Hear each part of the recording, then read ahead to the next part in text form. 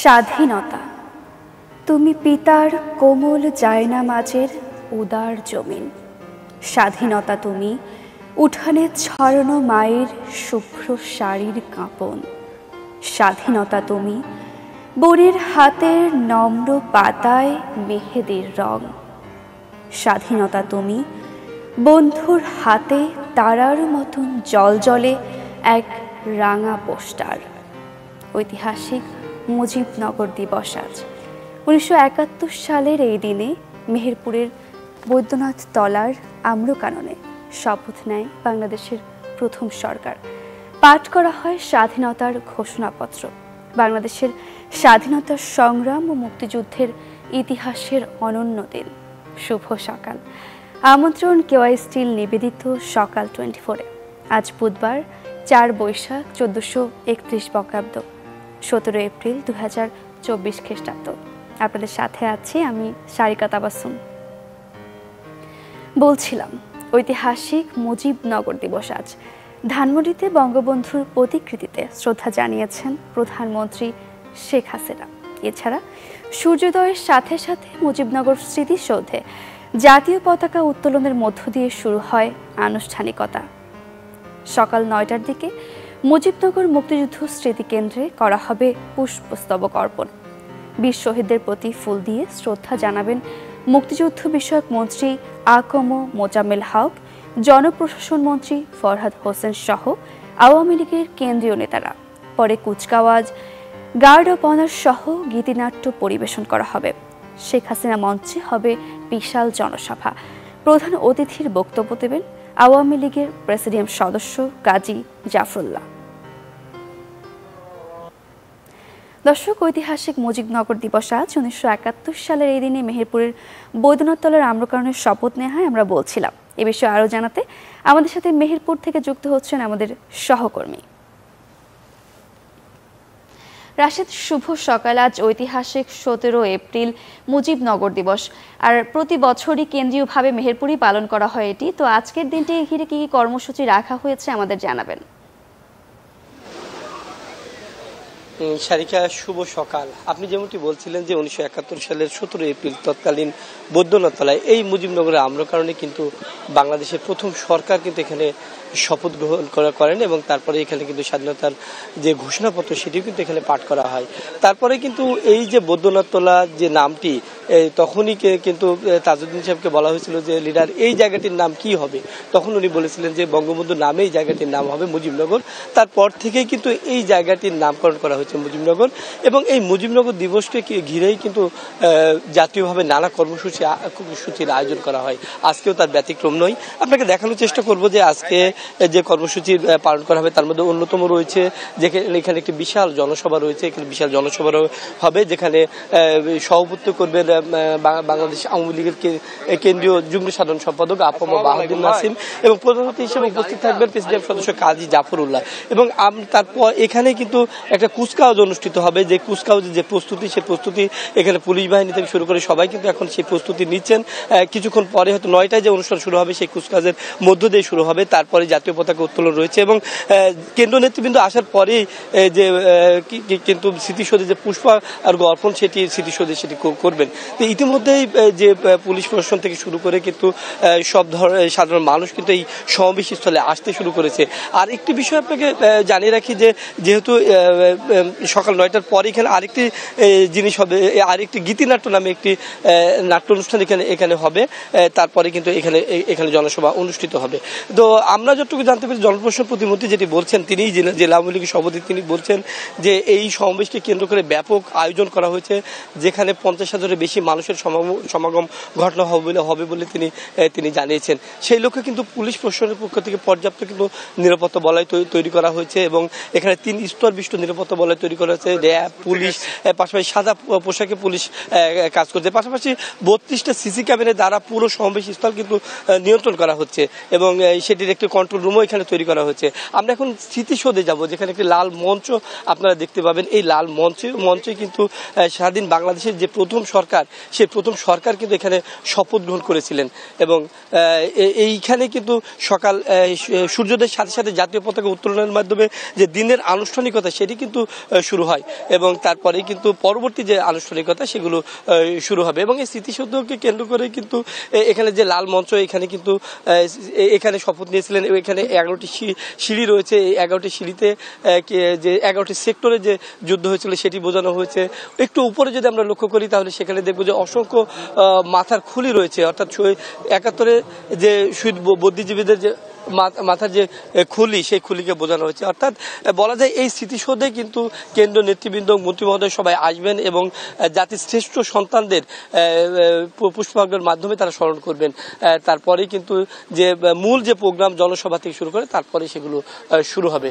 তো সারিকা, এই ছিল মুজিবনগর দিবসের সর্বশেষ পরিস্থিতি। রাশেদুজ্জামান, আপনাকে অসংখ্য ধন্যবাদ। দর্শক, আজ ঐতিহাসিক 17 এপ্রিল মুজিবনগর দিবস উপলক্ষে সেখানকার ইতিহাস নিয়ে আমরা জানছিলাম, সেই সাথে মেহেরপুরের নানা কর্মসূচি নিয়ে আমরা জানছিলাম। এবারে আমরা চলে যাব পত্রিকায়। আমাদের হাতে রয়েছে বরাবরের মতোই কয়েকটি পত্রিকা। আমরা শুরুতেই সমকালের শিরোনামগুলো দেখে নেব। সমকালের শুরুতে যে শিরোনামটি দেখছি, সুষ্ঠু ভোটের প্রধান চ্যালেঞ্জ মন্ত্রী এমপির স্বজন, ক্ষমতাসীনদের অভ্যন্তরীণ কোন্দল, সহিংসতার রূপ নেওয়ার শঙ্কা, নাটোরের সিংড়ায় অপহরণের অভিযোগের সত্যতা মিলেছে, তৃতীয় ধাপের তফসিল আজ। পণ্যবাহী গাড়িতে যাত্রী অনিয়মের বলি 14 প্রাণ, ফরিদপুরে বাস পিকআপ সংঘর্ষ, প্রাথমিক ধারণা বেপরোয়া গতিতে দুর্ঘটনা, আলাদা ঘটনায় সড়কে আরও 11 মৃত্যু। সেই সাথে পাশাপাশি আমরা আরেকটি শিরোনাম দেখছি, বিএনপির বর্জনেও মাঠে থাকছে অনেক প্রার্থী, দ্বাদশ জাতীয় সংসদ নির্বাচনের মতো আসন্ন উপজেলা পরিষদ নির্বাচনও বর্জন করল বিএনপি। দর্শক, চলে যাব পরবর্তী পত্রিকাতে। আমরা এবারে দেখব প্রথম আলোর শিরোনামগুলো। বাস সনদহীন, ট্রাকে যাত্রী, সড়কে গর্ত, নিহত 14, যেমনটি আমরা সমকালেও পড়ছিলাম। আজ ঐতিহাসিক মুজিবনগর দিবস। আজ 17 এপ্রিল ঐতিহাসিক মুজিবনগর দিবস। বাংলাদেশের স্বাধীনতা সংগ্রাম এবং মুক্তিযুদ্ধের ইতিহাসে এক অবিস্মরণীয় দিন। 1971 সালের এই দিনে তৎকালীন মেহেরপুর মহকুমার বৈদ্যনাথ তলার আম্রকাননে স্বাধীন বাংলাদেশের প্রথম সরকার শপথ গ্রহণ করে। ব্যাংক একীভূতকরণের নীতিমালা মানা হচ্ছে না, ঊর্ধ্বতন কর্মকর্তাদের ডেকে নিয়ে ব্যাংক একীভূত করার সিদ্ধান্তে পুরো খাতেই আতঙ্ক। কেন্দ্রীয় ব্যাংক এখন বলছে আপাতত আর ব্যাংক একীভূত হবে না। দর্শক, চলে যাব পরবর্তী পত্রিকাতে। এবারে দেখব দৈনিক ইত্তেফাকের শিরোনামগুলো।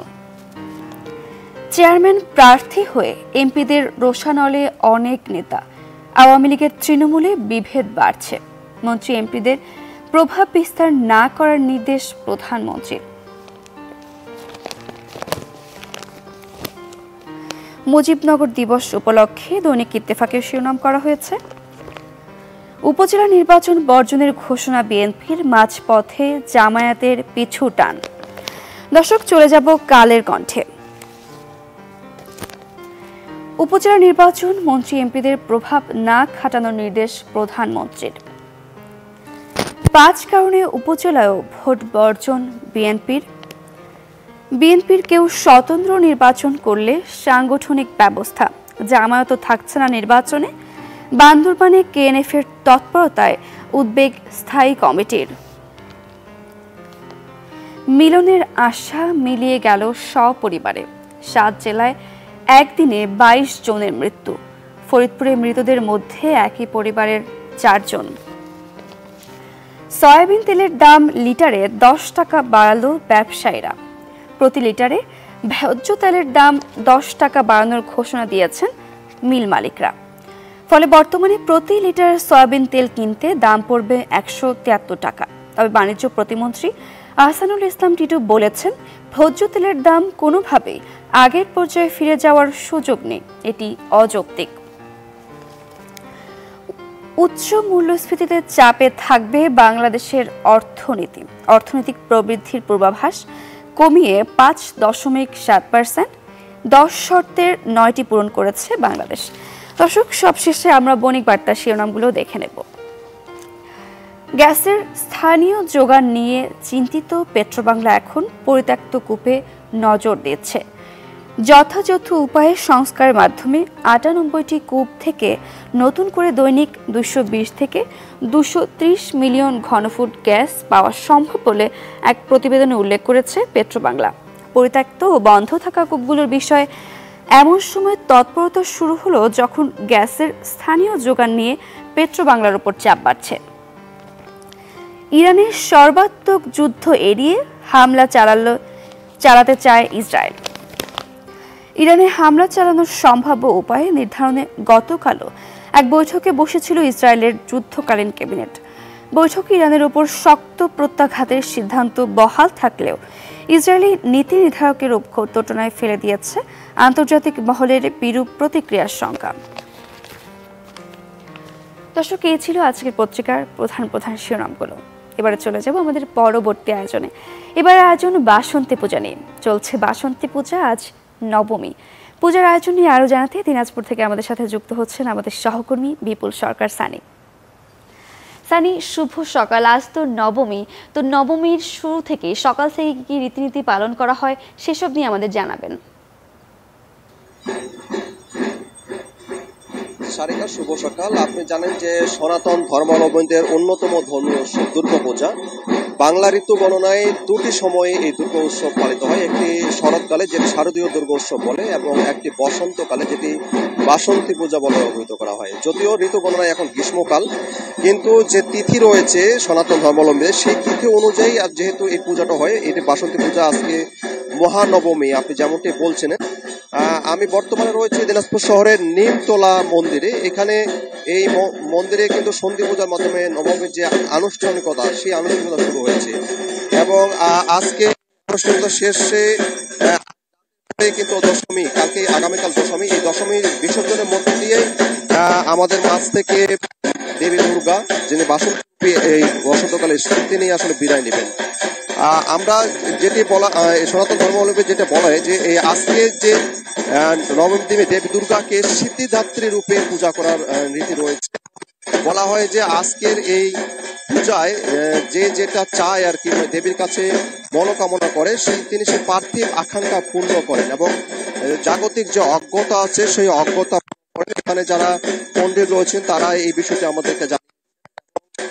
পৌরাণিক যে একটি কাহিনী রয়েছে, যেটি শাস্ত্র বধ করার জন্য দেবী দুর্গা পার্বতী, তিনি দেবী দুর্গার রূপ ধারণ করেছিলেন বিশ্বাস করেন সনাতন ধর্মাবলম্বী। এবং মহিষাসুর ছিল একজন ভয়ঙ্কর অত্যাচারী শক্তিশালী অসুর, যার সঙ্গে আসলে দেবতাদের যুদ্ধ করা কঠিন হয়ে পড়েছিল। তিনি স্বর্গরাজ্য দখল করে মর্ত রাজত্ব করছিলেন।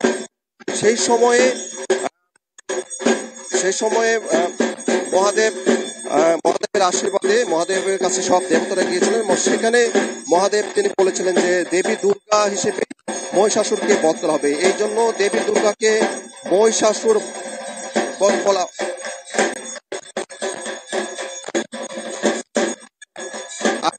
আপনারা দেখছেন যে পূজার আয়োজন চলছে এখানে।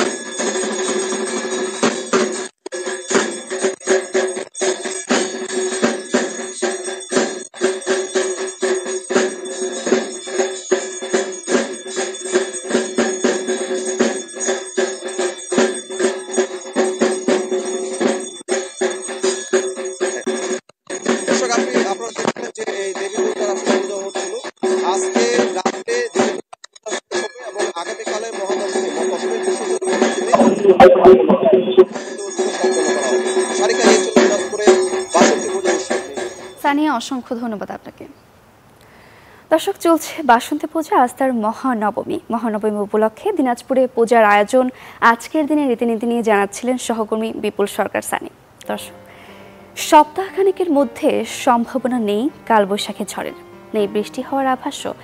আবহাওয়া অফিসের এমন বার্তায় কয়েক ঘন্টার মধ্যে বৃষ্টির পাশাপাশি ঝড়ো বাতাস বয়ে গেছে রাজধানী সহ দেশের বেশ কয়েক স্থানে। এর আগে দিনভর আগুন ছড়া গরমে বিপর্যস্ত হয়ে ওঠে জনজীবন। চলুন আমরা একটি প্রতিবেদন দেখে আসি। বৃহত্তর এলাকা জুড়ে, বিশেষ করে আপনার রাজশাহী, ঢাকা, খুলনা, বরিশাল, চট্টগ্রাম এইসব জায়গাতে ওই ধরনের আপনার কালবৈশাখী ঝড় হওয়ার সম্ভাবনা নেই, এবং আমরা বিভিন্ন মডেল থেকেও দেখা যাচ্ছে যে আগামী ৮-১০ দিনে ওই রকম সম্ভাবনা নেই। শেষ বিকেলের বিজলি যেন অনেকটাই চমক দিয়ে গেল আবহাওয়ার পূর্বাভাসে। যেখানে বৃষ্টি হবার সম্ভাবনাই নেই, তাপমাত্রাও কমাবে না উত্তাপ, সেখানে কালো মেঘের এক পশলা বৃষ্টি যতটা শহরকে স্বস্তির শীতল পরশ দিল, সাথে কি প্রশ্নবিদ্ধও করল আবহাওয়ার আগাম বার্তাকে। আরে প্রচন্ড গরম ছিল, কিন্তু এখন বৃষ্টিটা অনেক তো শরীরে একটু ঠান্ডা হইলো। মাঝে মধ্যে এরকম বৃষ্টি হলে আর কি ভালোই লাগে, খারাপ না। যদিও এবার শুরু থেকেই যেন রুদ্র রূপে বৈশাখ, আকাশ জুড়ে সূর্যের দাপুটে দখলদারিত্ব, উধাও মেঘ, উধাও বৃষ্টি, সাথে মানুষের দিন যাপনের স্বস্তিও। সাধারণের অভিমত, এই শহরে প্রাণ আছে, তবে প্রকৃতির সাথে তার যে ফারাক, সেখানেই যেন জীবনটা হাঁসফাঁস। অতিরিক্ত কষ্ট হয় মামা, খুব সূর্যের তাপমাত্রা বেশি, তো এই কারণে খুব কষ্ট হয়ে যাচ্ছে। শরবত মানুষ খাইয়া জানবাছে না। আপনিও কি মাঝে মাঝে খান? আমিও খাই, 20-30 গ্রেড খাই আমি। গ্রামে থাকলে তো একটা গাছতলা পেতেন, সেই গাছতলার নিচে ছায়া পেতেন, কিন্তু এই শহরে কি আসলে এরকম গাছ আছে যার নিচে একটু জিরানো যায়? না না, শহরে সেই উপায়টা নেই। শহরে গাছের সংখ্যা একটু কম, গাছের প্রেমিক থেকে গাছের শত্রু বেশি বাড়িয়ে গেছে। এমন গরমে বেশি ঝুঁকিতে শিশু, গর্ভবতী নারী এবং বয়স্করা, সাথে সারাদিন সূর্যের নিচে কায়িক শ্রমে আছেন যারা ভুক্তভোগী তারাও। দীর্ঘ সময়ের গরম যে বন্ধ করে দিতে পারে হৃদযন্ত্রের চলনও। মানুষের যে কোর বডি টেম্পারেচার বা স্বাভাবিক তাপমাত্রা আমরা বলি 37 ডিগ্রি সেন্টিগ্রেড, তো এরপরে 37 থেকে 40 ডিগ্রি পর্যন্ত হয় হিট এক্সশন, এবং যখন এই বডি টেম্পারেচারটা 40 ডিগ্রি ক্রস করে যায় তখন আমরা বলি যে এটা হিট স্ট্রোকের দিকে যাচ্ছে। এই জন্য আসলে বডি টেম্পারেচারটা কখনোই এরকম এত ডিফারেন্সে যাতে না যায়, সেটাই আইডিয়াল হবে। বিশেষজ্ঞের মতে এই গরমে কেবল রোদ থেকে বাঁচতে ছায়া খুঁজলেই হবে না, পরিবর্তন আনতে হবে দৈনন্দিন অভ্যাস আর খাদ্যাভ্যাসেও।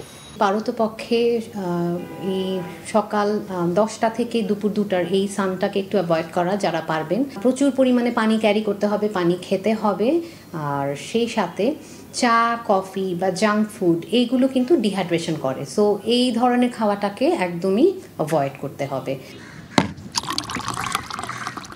জলবায়ুর পরিবর্তনে পৃথিবীটাই যেন ক্রমান্বয়ে পরিণত হচ্ছে অগ্নিচুল্লিতে। পরিবেশবিদরা বলছেন, প্রকৃতি যদি না বাঁচে, ভবিষ্যতে আরও বিপর্যস্ত হবে জনজীবন। নীল মাহবুব, চ্যানেল 24, ঢাকা। দর্শক, জানছিলাম কখনো প্রচণ্ড রোদের তীব্রতা, আবার কখনো ঝড়ের পরে ঠান্ডা শীতল পরিবেশ। চলুন দেখে আসি আজকের দিনটি কেমন কাটবে সেই পূর্বাভাসগুলো, সেই সাথে গেল 24 ঘন্টার তাপমাত্রার রেকর্ড তো জানবই। ঢাকায় সর্বোচ্চ তাপমাত্রা রেকর্ড করা হয়েছে 38.4 ও সর্বনিম্ন 28.6 ডিগ্রি সেলসিয়াস। রাজশাহীতে সর্বোচ্চ 29.3 ও সর্বনিম্ন 26 ডিগ্রি সেলসিয়াস। রংপুরের সর্বোচ্চ 34.3 ও সর্বনিম্ন 26 ডিগ্রি সেলসিয়াস। ময়মনসিংহে সর্বোচ্চ 36.5 ও সর্বনিম্ন 25 ডিগ্রি সেলসিয়াস। সিলেটে সর্বোচ্চ 35.3 ও সর্বনিম্ন 25 ডিগ্রি সেলসিয়াস। চট্টগ্রামে সর্বোচ্চ 35 ও সর্বনিম্ন 26.5 ডিগ্রি সেলসিয়াস। খুলনায় সর্বোচ্চ 39.5 ও সর্বনিম্ন 26.6 ডিগ্রি সেলসিয়াস এবং বরিশালে সর্বোচ্চ 37.7 ও সর্বনিম্ন 25.5 ডিগ্রি সেলসিয়াস। দেশের সর্বনিম্ন তাপমাত্রা রেকর্ড করা হয়েছে তেঁতুলিয়ায় 21.5 ডিগ্রি সেলসিয়াস। দেশের সর্বোচ্চ তাপমাত্রা রেকর্ড করা হয়েছে চুয়াডাঙ্গায় 40.6 ডিগ্রি সেলসিয়াস।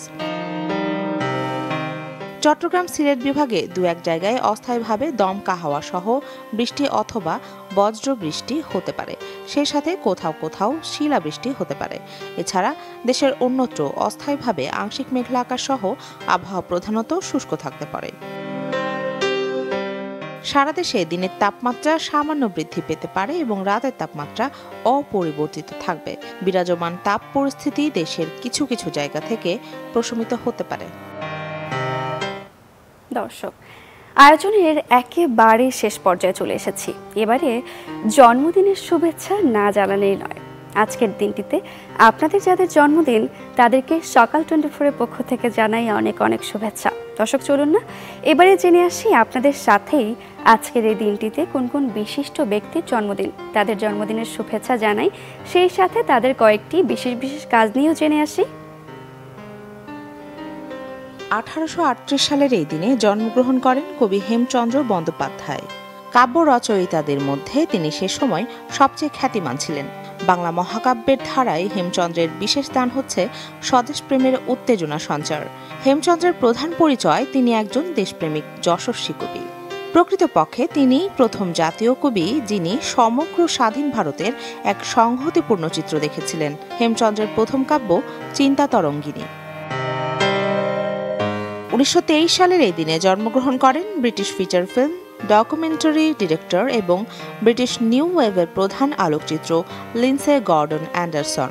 তিনি 1968 সালে চলচ্চিত্র ইফ এর জন্য স্মরণীয় হয়ে আছেন, যেটি 1969 সালে কান চলচ্চিত্র উৎসবে পামে ডিওর জিতেছিল এবং ম্যালকম ম্যাকডোয়েলের সিনেমায় অভিষেক হয়েছিল। 1972 সালের আজকের এই দিনে জন্মগ্রহণ করেন মার্কিন অভিনেত্রী Jennifer Ann Garner. Pearl Harbor ছবিতে পার্শ্ব ভূমিকায় অভিনয়ের পর তিনি এবিসি চ্যানেলে 2001 থেকে 2006 সালে প্রচারিত ধারাবাহিক অ্যালায়েসে অভিনয়ের মধ্য দিয়ে পরিচিতি লাভ করেন এবং একটি গোল্ডেন গ্লোব পুরস্কার ও একটি স্ক্রিন অ্যাক্টরস গিল্ড পুরস্কার অর্জন করেন এবং 4টি প্রাইম টাইম এমি পুরস্কারের মনোনয়ন লাভ করেন। 1972 সালের আজকের এই দিনে জন্মগ্রহণ করেন সাবেক শ্রীলঙ্কান ক্রিকেট খেলোয়াড় মুত্তিয়া মুরালীধরন। তিনি ক্রিকেট ইতিহাসে একজন সফলতম স্পিনার এবং সফলতম শ্রীলঙ্কান প্লেয়ার হিসেবে পরিচিত। মুরালীধরন 214টি টেস্ট ম্যাচ জুড়ে 1711 দিন রেকর্ড সময়ের জন্য টেস্ট বোলারদের জন্য আন্তর্জাতিক ক্রিকেট কাউন্সিলের খেলোয়াড় র্যাঙ্কিংয়ে 1 নম্বর স্থান ধরে রেখেছিলেন। 2007 সালে পূর্ববর্তী রেকর্ডধারী শেন ওয়ার্নকেটুপকে টেস্ট ক্রিকেটে সর্বোচ্চ উইকেট শিকারী হন তিনি। দর্শক, তবে এই ছিল কেওয়াই স্টিল নিবেদিত সকাল 24 আজকের আয়োজন। দেখা হবে নতুন ভোরে নতুন নতুন সব আয়োজন নিয়ে।